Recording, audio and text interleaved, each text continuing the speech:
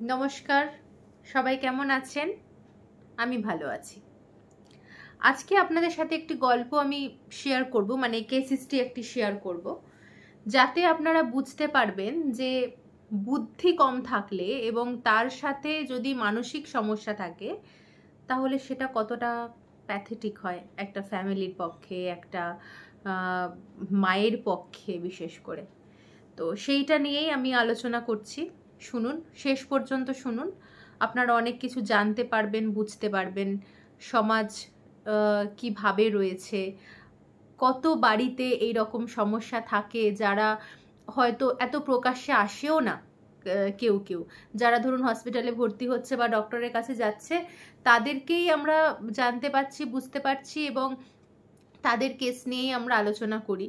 কিন্তু অনেক বাড়িতেও এরকমও আছে যাদের অতটা অ্যাওয়ারনেসও নেই এই সাইকিয়াট্রিক প্রবলেম সম্পর্কে। তারা হয়তো এইভাবেই দিনের পর দিন অত্যাচারিত হচ্ছে, হতেই তো পারে। শুনুন, একটি ছেলে, নামটা বলছি না, ও হসপিটালে ভর্তি ছিলেন, বেশ 3 মাস হসপিটালে অ্যাডমিট ছিলেন। তো তার মাই হিস্ট্রিটা দিতে এসেছিল। তো তার মায়ের মতে ছোটবেলা থেকে ও খুব শান্ত স্বভাবের ছিল, ঠিক আছে। বন্ধু বান্ধব খুব একটা মেনটেন করতে পারতো না, খুব রেগে যেত, ছোটখাটো কথাতে ভীষণ রেগে যেত, কমিউনিকেট করতে পারতো না ফ্যামিলি মেম্বারদের সাথে খুব একটা ভালো। এডুকেশনাল পারফরমেন্সটা ভালোই ছিল ওর মায়ের মতে, কারণ ও একটি বেঙ্গলি মিডিয়াম স্কুলে পড়েছে। রেজাল্ট মোটামুটি হতো, কারণ বেঙ্গলি মিডিয়ামে তো পাস ফেল খুব একটা ম্যাটার করে না। তো সেই কারণে ওর মায়ের মতে হচ্ছে অ্যাভারেজ রেজাল্ট করতো। এরপর ও এরপরে ও খুব ইরিলেভেন্ট কথা বলতে স্টার্ট করে যখন ওর 7 বছর বয়স। 7 বছর বয়স থেকে ও খুব ভুলভাল কথা বলতে শুরু করে, যেখানে সেখানে থুতু ফেলার প্রবণতা ডেভেলপ করে। হ্যাঁ, যখন ওর 14 বছর বয়স, তখন ওর একটা কাজিন ব্রাদারের দ্বারা, মানে ওর ভাইয়ের দ্বারা সেক্সুয়ালি অ্যাবিউজড হয়। তারপর থেকে ওর সারাক্ষণ মাথার মধ্যে চলতে থাকে যে ও ভালো নয়, ও অশুদ্ধ, ও লোক সমাজে মিশতে পারবে না, ওর দ্বারা কিছু হবে না, এই রকম কথাবার্তাও বলতে থাকে। আর রিপিটেডলি এই কথাগুলো বলতে থাকে, আর সারাক্ষণ সবার কাছে কনফার্ম করাতে থাকে যে আমি ভালো নই, আমাকে ছুঁইও না, আমি ভালো না, বারবার করে এক কথা রিপিটেডলি বলতে থাকে। লাস্ট 8 বছর ধরে ও প্রচন্ড অ্যাগ্রেসিভ বিহেভিয়ার দেখাতে থাকে, ভার্বালি এবং ফিজিক্যালি। গালিগালাজ তো করছে, তার সাথে প্রচন্ড পরিমাণে মারধর করার টেন্ডেন্সি ডেভেলপ করে। রিসেন্ট 8 বছর ধরে ও জিনিসপত্র খরচা করার প্রবণতা বেড়ে যায়, মানে এতটাই খরচা করার প্রবণতা বাড়ে যে মাকে ডিমান্ড করছে যে আমার এক্ষুনি একটা 1 লাখ টাকার গাড়ি লাগবে, ঠিক আছে। তো সেখানে মাকে দিতেই হবে ইমিডিয়েটলি, যখনই ও চাইছে ইমিডিয়েটলি মাকে ওটা দিতেই হবে। না দিতে পারলে মাকে মানে অকথ্যভাবে মারধর করা স্টার্ট করে দেয়। সেই লাঠি থেকে শুরু করে মানে দেওয়ালে মাথা ঠুকে দেওয়া, বিভিন্ন রকমভাবে মাকে টর্চার করতে থাকে, ঠিক আছে। ডিমান্ডস করতে থাকে এক্সপেন্সিভ থিংস।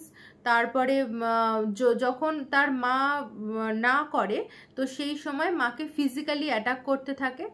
এবারে ও মনে করে ওর বাবা নাকি ছোটবেলা থেকে ওকে কোনো প্রায়োরিটি দেয়নি, ঠিক আছে।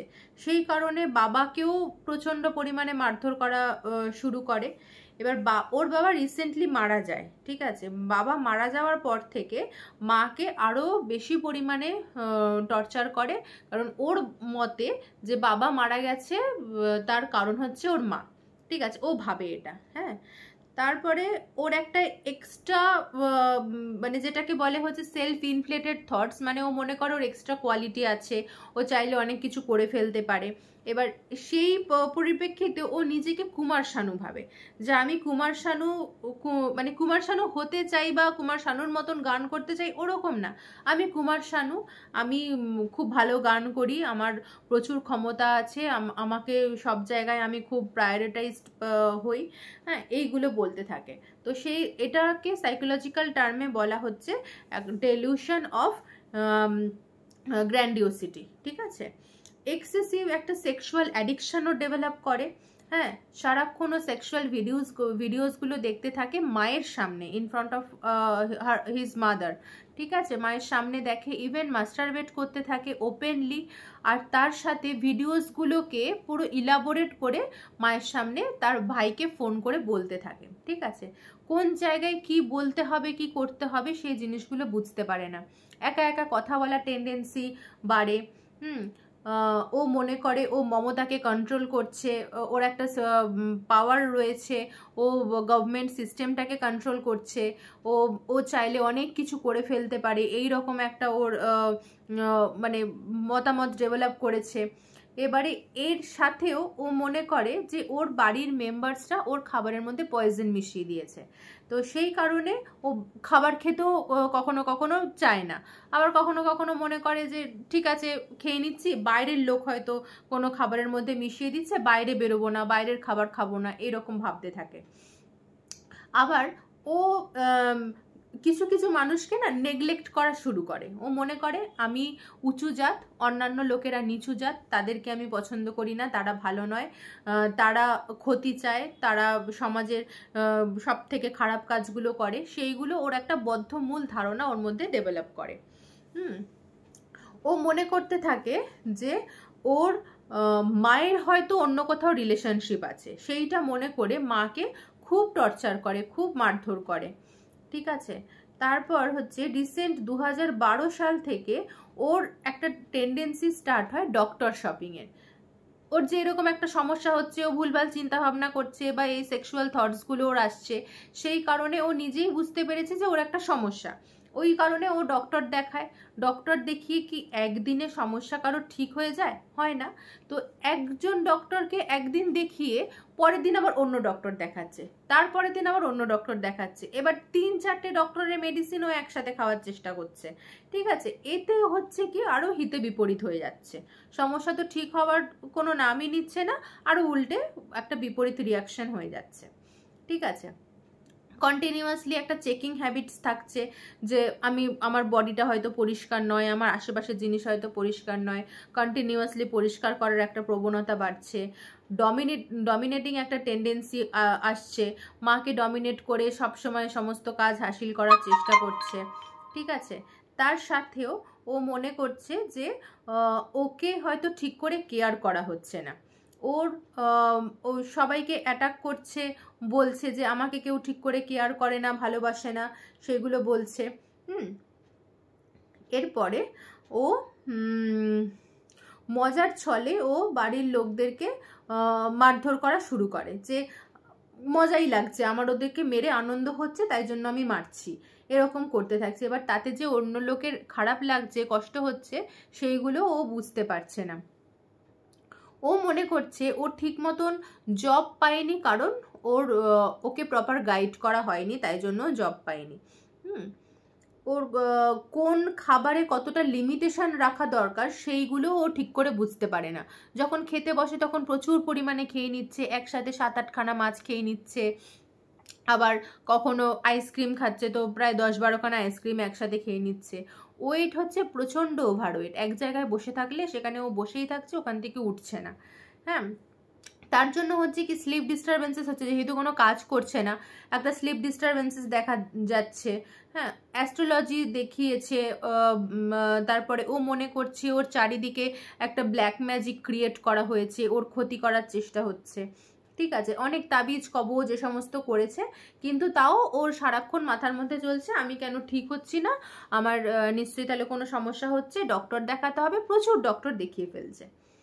এবারে ওর ফ্যামিলি হিস্ট্রি থেকে জানতে পারা যায় যে ওর ঠাকুরদারও এরকম একটা মেন্টাল ইলনেস ছিল, সে ওর ঠাকুমাকেও এরকম টর্চার করতো, মারধর করতো, ইভেন ওর বাবার ক্ষেত্রেও এরকম সাসপিসিয়াসনেস ছিল, যেই কারণে বাবা মাকে টর্চার করেছে, প্রচুর মারধর করেছে। তো সেখান থেকে একটা জিন গঠিত ওর কিন্তু একটা সাইকোসিস ডেভেলপ করে। এরপর যেটা হয়, ও অকেশনালি কারোর সাথে মিট করতে পারে না, ফ্যামিলি মেম্বার্সদের সাথে খুব একটা মেলামেশা করতে পারে না, ও সবসময় যা চাইবে সেটাই করে দিতে হবে, সেই রকম একটা জেদ ওর মধ্যে ডেভেলপ করে।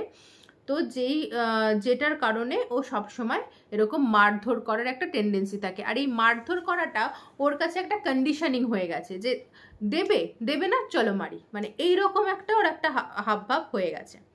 তো যেই কারণে ও অ্যাডমিট হয়েছিল হসপিটালে, দীর্ঘদিন থেকে ওর কোনো রকম বিহেভিয়ারের কোনো পরিবর্তন দেখা দিচ্ছে না। একটা ওই জেদ করার টেন্ডেন্সি, এক জায়গায় বসে থাকার টেন্ডেন্সি, কোনো রকম কোনো কাজ করার কোনো রকম মানে মানসিকতা নেই। ওকে আমরা হাঁটতে বলেছি, ওয়াক করতে বলেছি, তো সেখানেও ওর কথা হচ্ছে হাঁটতে গেলে বুকে ব্যথা করে, চিনচিন করে, ভালো লাগছে না।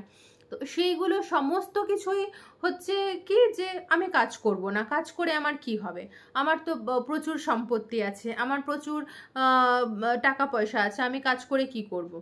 এটা তো একটা নির্বুদ্ধিতার কথা, তাই না? আমি নিজে কি করলাম সেটা তো সব থেকে বড় কথা দেখার বিষয়। হ্যাঁ, যেহেতু ওর একটা বুদ্ধির সমস্যা, তার সাথে ওর একটা মানসিকভাবে অসুস্থ, সেই জন্য এগুলো না ও বুঝতে পারে না।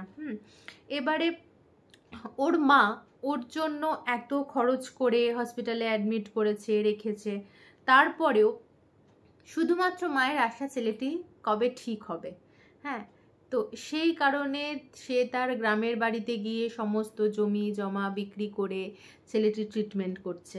শুধুমাত্র এইটুকু আশা নিয়ে আমাদের রোজ ফোন করতো আর বলতো যে ম্যাডাম আমার ছেলেটা ভালো হয়ে যাবে তো, আর এরকম মারধর করবে না তো বাড়িতে এসে।